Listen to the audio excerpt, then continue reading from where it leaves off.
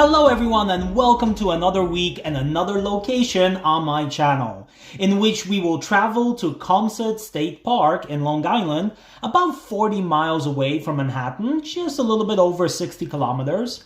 A beautiful place, interesting history, and I hope you will enjoy it.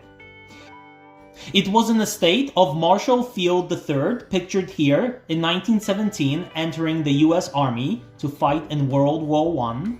And here in 1920, after the war, he is pictured arriving in New York City.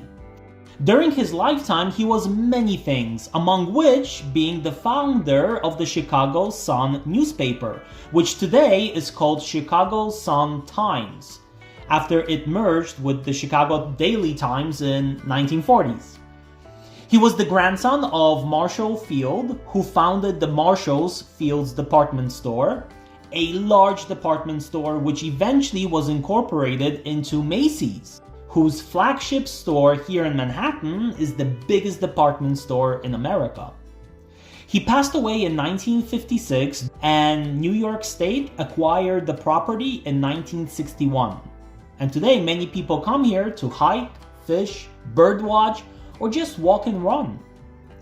One interesting thing about this property is the fact that in the 1960s, right after obtaining the property, there was a plan to create a parkway leading up to it from the Bethpage Parkway, which is on the other side of Long Island. Even though property and various rights to build a road were obtained, the plan never actually happened. And so other parks and public places were created from the lands. You can clearly see like a line of green parks from the southern tip of Long Island, from really the Bethpage Parkway, all the way up to the north around Cold Springs. You see this to the left of the red line I drew here on this map. I'm sorry, I'm just beginning my career here on YouTube, so I'm not really fancy yet with maps and graphics and things like that. So at this point, really, I can just point this out to you because I really found this fascinating.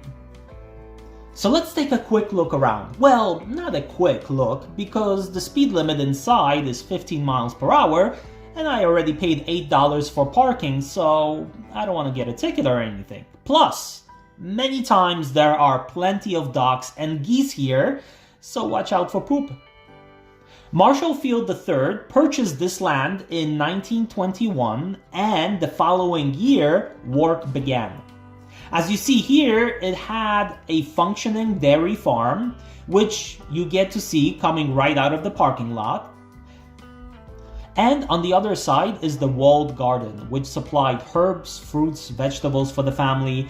Especially in the summer, it's a nice, peaceful place to just stroll through and relax if anyone is trying to get away from the busy city lights and sounds.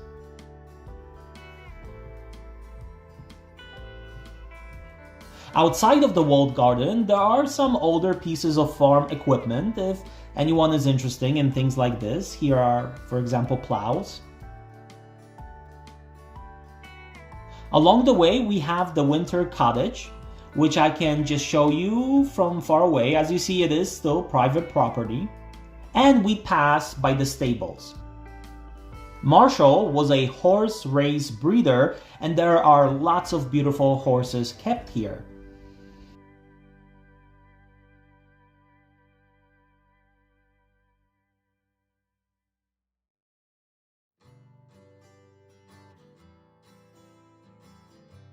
But let's move on. That one is becoming kind of suspicious of me. And this is the walk that you take. That is why many people come here to run or jog or use their bikes. as this path goes around in a long loop. And again, it's very nice and peaceful. After all, the Olmsted Brothers Company helped in the landscape design. Their father was Frederick Olmsted, who designed Central Park. Along the way, you have benches once in a while where you can sit and rest. And also, along this main road, you have exercise stations in case you would like to take advantage of some simple stretching exercises. When you walk about a mile away from the main parking lot, you see the Master's Garage, which includes a restroom. Yay! You know, did you ever stop and wonder how many different names we have for a restroom? Including the lavatory, bathroom, toilet, water closet, washroom, powder room, comfort station, john, latrine, outhouse, and the list goes on. But here we finally get to the main house, which was completed in 1925, and at that time it was one of the larger estates on the Gold Coast, which was the northern Long Island. It was called such because it was known for its extreme wealth. After all, it was the setting for the famous book, The Great Gatsby by Fitzgerald. And then, of course, later on, the movie itself, The Great Gatsby.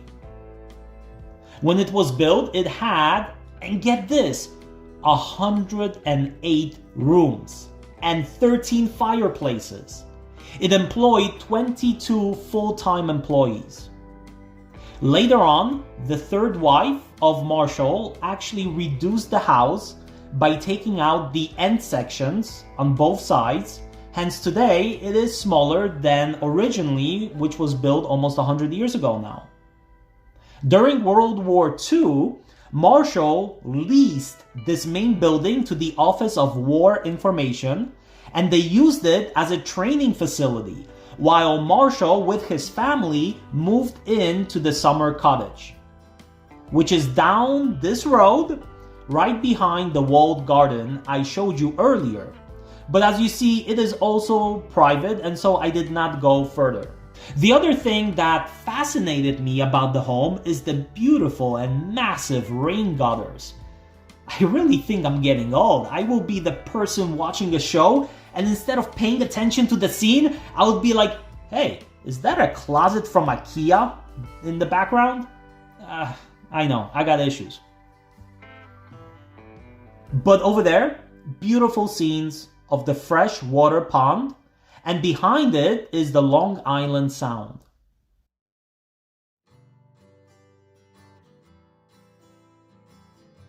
In front of the house, you see a sign that says 1.5 miles, close to 2.5 kilometers, to the parking lots, and the paths go in a loop, so it really doesn't matter which way you go. However, as we leave the main house behind, I suggest you continue forward and not the way you came, simply because coming closer to the parking lot, you will get to see the farm and the stable from the other side. And it's just a little bit of a different vantage point. But I, of course, cannot take this easy road back to my car. I go to the side and I want to show you something really awesome. There, we are leaving the main path far behind, and now through the dirt paths and the trees. Here, just be careful. As you see, there are signs warning about ticks and hence things like Lyme disease. So if you are planning to take these dirt paths through the trees, make sure you wear some longer clothing or use some sort of tick spray as a precaution. Of course, I did not do anything which I'm recommending. And because these are dirt paths, if it rains like it did the day before, it is a little bit of a challenge to go through some places, and you have to sort of do like a zigzag and jump your way around. And don't forget, you need to walk quite a distance. It's not a short walk. But when you come out on the other side, oh, it's so worth it. As you see, there are a few people here with cars fishing, but you need permits for this, and only few of them are sold per season. But check these views of the beach and the water. Nice.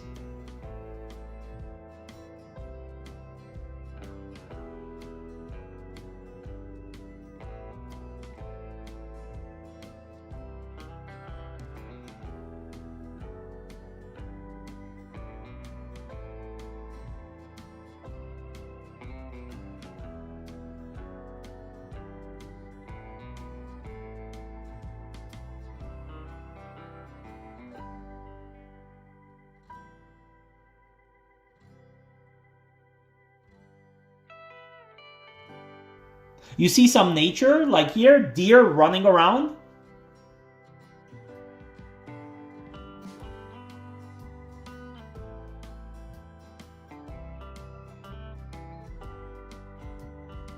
The beach is not really sand, but rather these small little rocks and pebbles, so a bit painful to walk on, but I heard this is a great massage for the feet.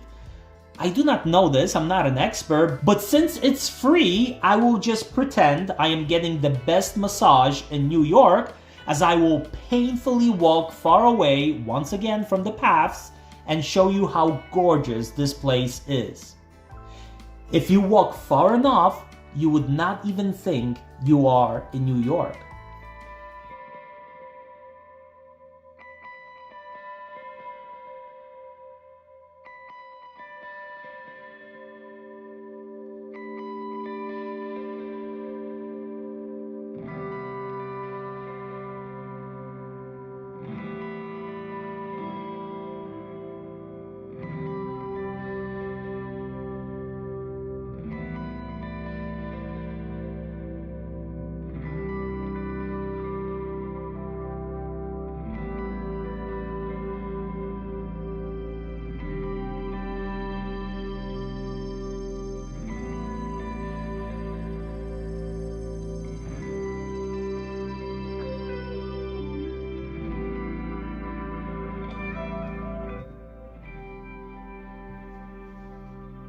Now I will walk by the water to those cliffs over there to show you how cool they are as well.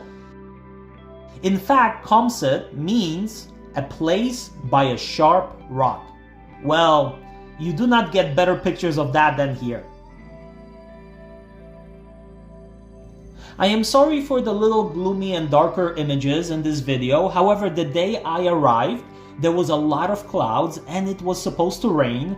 So actually the whole day I was walking around a little bit paranoid, talking to myself, making deals with the higher powers for there to be no rain, as at one point I was about 3.5 miles away from my car.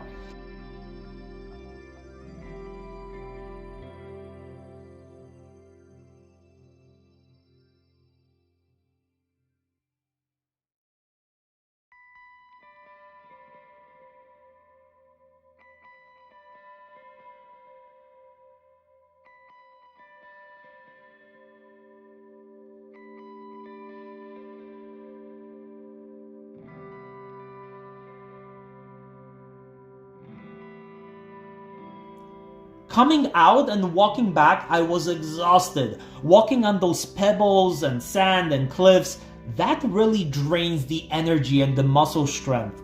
And so even though I had 1 mile to go to my car, I still had to make a detour and show you one last fascinating place. This, right here, Henry Lloyd House, which is located in the original entryway to this property. It was built in 1711.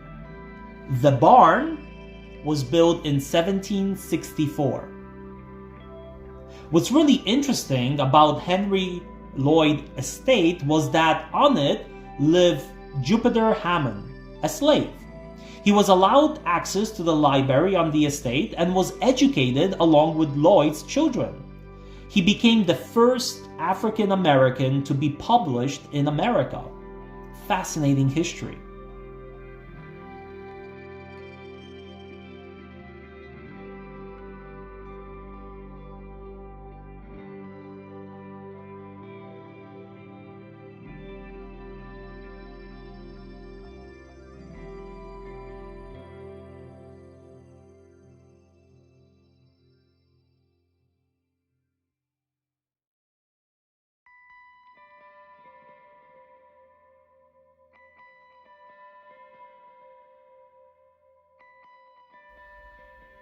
And at the end, we are back at the entrance. So I hope you enjoyed this short video. Again, if you can, please support the channel and give a like, subscribe, and I will see you next week in a new location.